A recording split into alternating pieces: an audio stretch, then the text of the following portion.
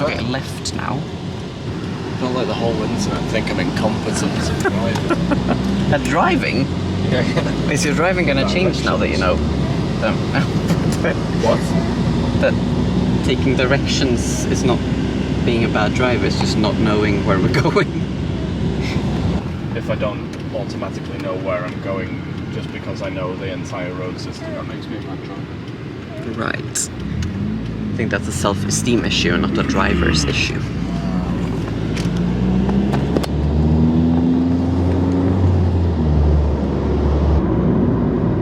Österbogård. That's where we're going. Mjölkbutik. Yes.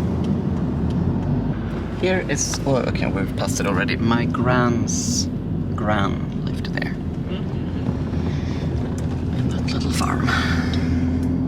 Oh my god. Yes. We of course also need to bring... We need to get the vessels. We'll hear if someone comes, I think. Huh? It's raining. Oh my god. It'll be a beautiful rainbow. Yeah. There's the sun. There's the sun. Prosit. Sorry, darling. Excuse me. Oh yes. Grey clouds on the old horizon.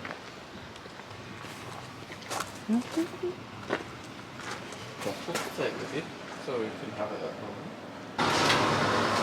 Let's get one of these then.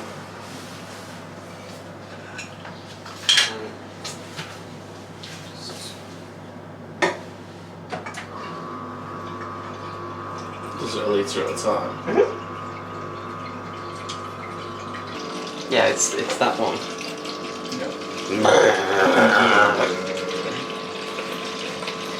That's crackers. That's crackers, that. That's what Temperature's dropping. indeed. Look at those clouds. Yeah. Pretty dark. There's some cozies. I don't think we should like go far in here. Oh, titta! Hello. Hello, coon. Hey! Hello. Titta kossan! Vad är det? Vad säger kossan? Titta! Save the milk, leave Dad outside.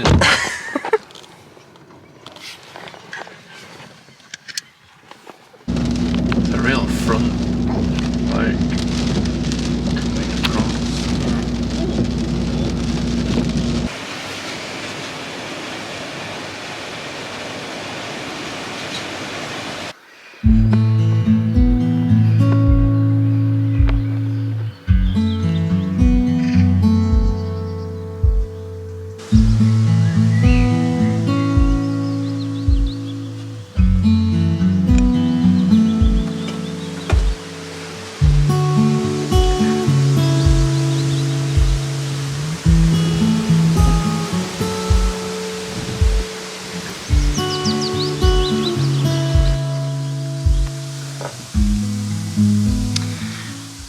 It's now Wednesday before midsummer, so the 19th maybe of June.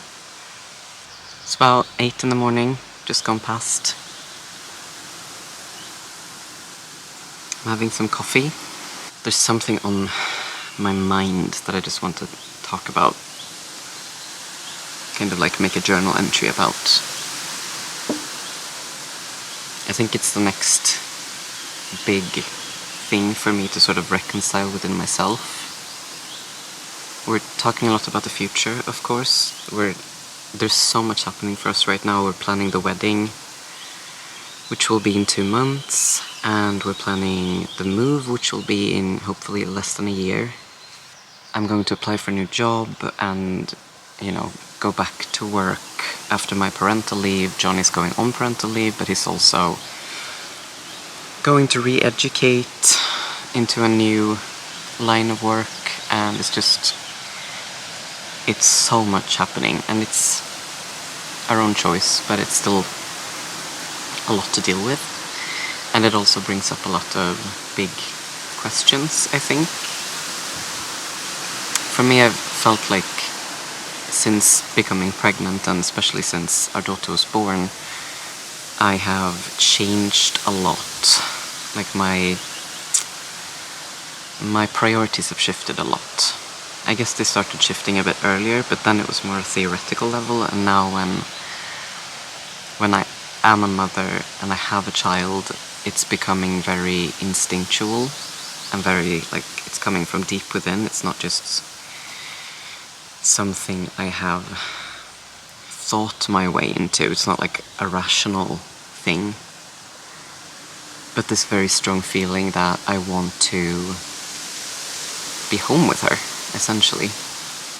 I don't know if I want to be, a housewife for the rest of my life, because maybe I do, but it depends on what you mean. Like, I want to run a homestead and do a bunch of various different little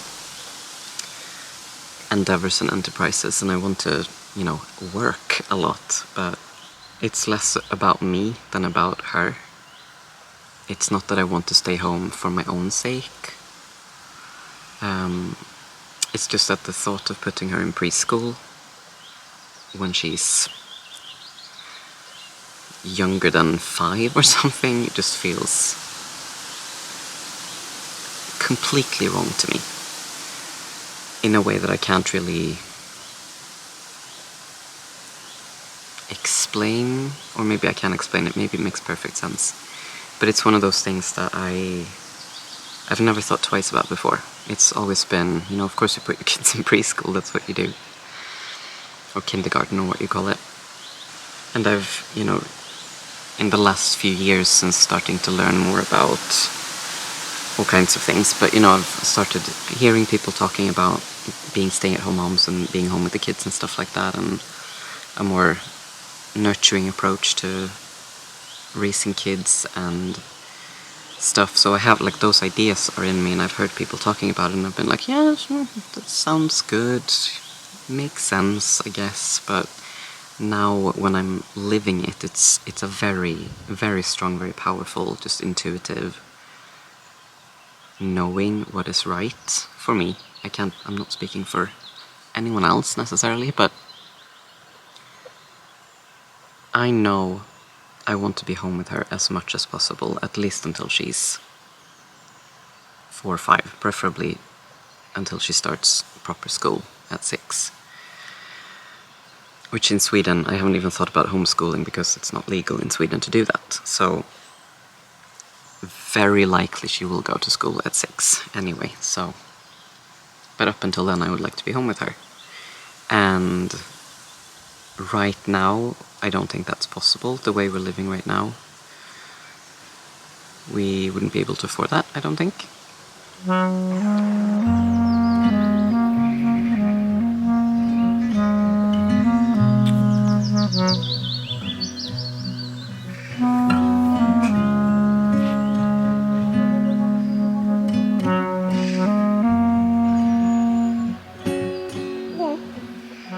But I'm realizing that I'm struggling with this kind of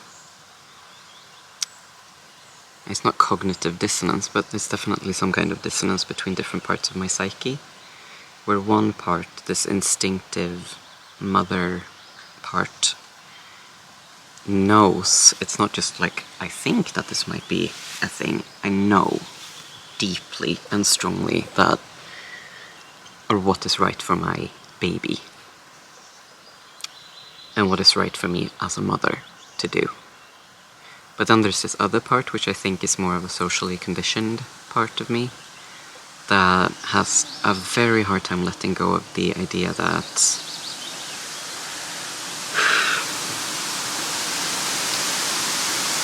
basically that the most important thing in life is to sort of realize yourself through your own endeavors, and that is always a career thing. That part of me feels very frustrated about having wasted my life, kind of.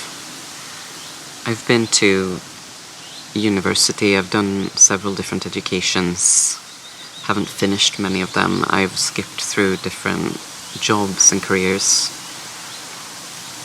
and never really settled anywhere.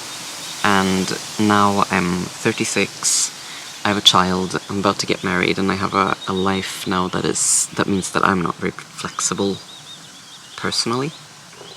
You know, I can't just choose for myself to just go off and change my life and move and, you know, do whatever I want. I have responsibilities now that I didn't have when I was 20. And I guess this is what they call a midlife crisis. But I'm thinking a lot about lost opportunities and, like, if I could go back, this is what I would have done differently. I'm thinking about, yeah, career choices that I should have made and that I can see now would have been more suitable for me. And, you know, I'm comparing myself to siblings and friends and acquaintances who have successful careers and make a lot of money and have all these high status things in life, and here I am with a fairly low pay, don't have an expensive house. I mean, we own our house, but, or, I mean, the bank does, we have a mortgage, and we're thinking about downscaling even more and, you know, going as mortgage-free as possible, working as little as possible, and it's like I'm doing an inventory of my life and thinking, or that part of me is thinking, I don't have anything to show for it. If I had made different choices when I was young and I could make those choices, imagine where I would have been now. I would have been successful, I would have been famous, I would have been,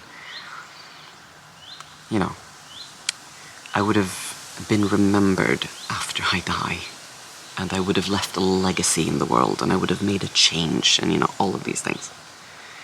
They're coming up quite often and forcefully.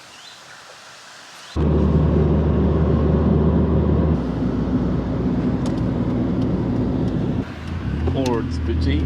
Ja. There it is. Kärlgårdsbutik. Potatis och grönsaker. Well, maybe they have no eggs. We'll see. We'll find out. She's having a poo. Sorry? We just had our first outdoors poo. Yes. I mean, she did. We didn't.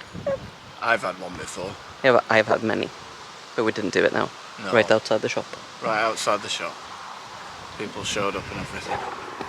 Not to look. There's the shop. We're gonna go in and see if they have some eggs. There are potatoes, veggies, fresh potatoes, and strawberries. Not really sure how I feel about being an influencer, to be honest. Don't you feel influential? I feel influenza. I'm not sure how I feel about being a YouTuber. I already stick out. I don't think I'm the YouTuber, in fact. You're a YouTuber by proxy.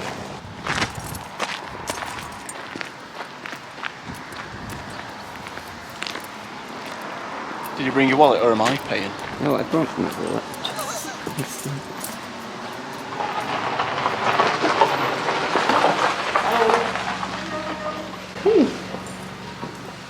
Wow. Wow. beautiful jars. This is such a beautiful shop. Oh, and they have like special potatoes. They have amandine and almond potatoes and... Hey! Very nice. Yeah. Some eggs. So, how many eggs do you need? 12, did you say? Yeah, but that's only for the ostkaka, so I'm thinking we can have at least 50. Like, how many extra would we want? 18 maybe, or even 20. Yeah. What do you call that? I mean, a dozen in English is of course 12. a dozen, and that's 12, and that's dussin in Swedish. Yes. 20 in Swedish is tjog. Yeah, And, right. I mean, in English you can say score, but is that just numbers, or can you say a score of eggs? Not a score is 20. Yeah, even with eggs. Yes. Okay. That's the... Is it 3 score year? Or whatever it is that Abraham Lincoln did. 2, 4, 6, 8. It's 12, 14, 16, 18. Is that what we want? 18 or 20? Yeah, we're gonna do 18. We can always come back for more. Is there anything else that we want? Everything. Well, I mean, we do need potatoes in fairness, but I don't know.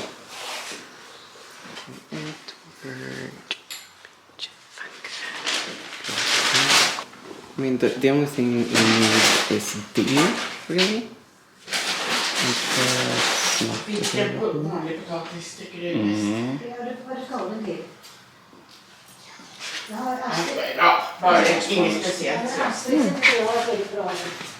love the fact that it's like sheaves of wheat or barley with it. It's very nice.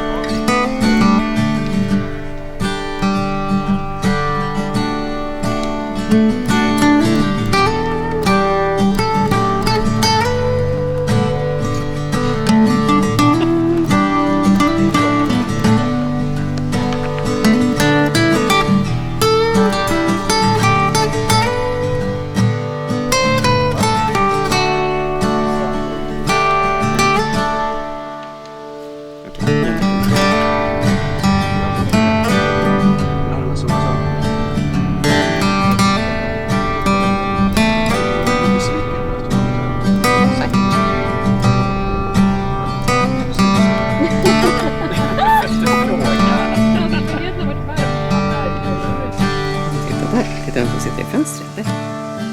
Ja. Hej Sigge. Hej. Hej. And that's what I'm struggling with, because what my heart tells me that I want to do in life is not to have a career. Like and that's the reason I haven't stuck with anything, I guess. Part of that reason is that I'm not interested in a career.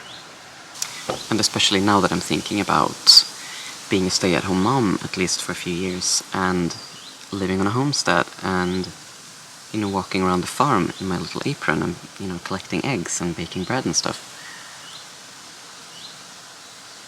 There's a conflict in me that I need to resolve. And I think I also need to redefine what success means to me, and what wealth means to me. It's very windy, I really don't know if you're gonna hear anything I'm saying. Öland is called the island of sun and wind. Here we are.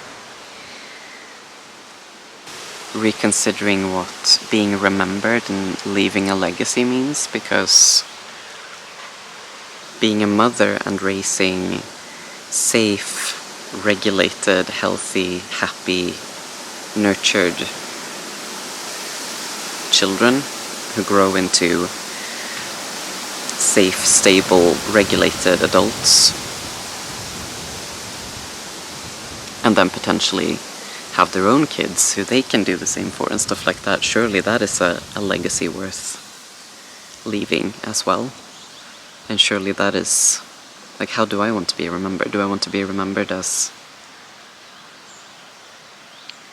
the absent mum who was very successful at work? Or do I want to be remembered as the mum who was always there for my kids? Who made a home that was alive and welcoming and safe? And yeah, like I said, there is a part of me that wants to be remembered as the mum who was successful at work and earned shitloads of money. And who was famous. I think I'm scared of dying and, you know, just having been a completely normal person, living my life in silence, or, you know, not silence, but just not in the spotlight. And I guess that's where the addiction to social media comes in as well, because that's a way for all of us to be seen by the anonymous public and to be witnessed. Living life offline and just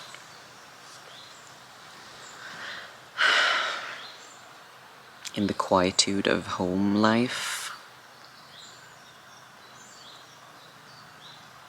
There aren't that many witnesses, but I think the witnesses are a bit more important, actually.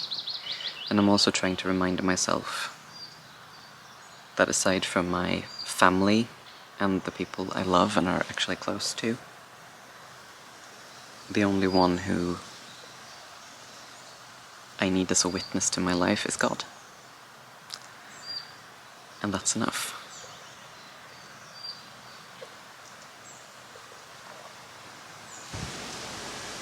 Such a beautiful morning. And every time I come here I feel like this is where I want to live. I don't want to live anywhere else. But we'll see. Until next time.